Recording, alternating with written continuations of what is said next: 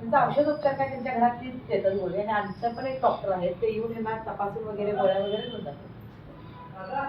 आणि जेवण खाणं वगैरे सगळं आमचं चांगलं आपण चहा दुपार 9चा नाश्ता असतोय दुपारी 1ला जेवण असते आता 5ला चहा आणि रात्री 8ला जेवण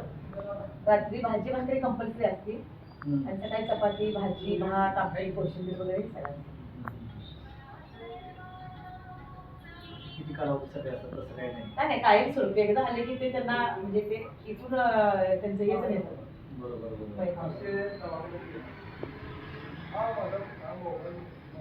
आता किती संख्या वगैरे काय आता 28 आहे 28 आहे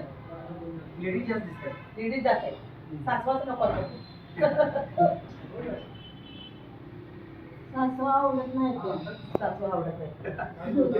सुनाच नाही आवडत नाही त्या आणि त्याच्या मागोमाग एकाच पण आवडत नाही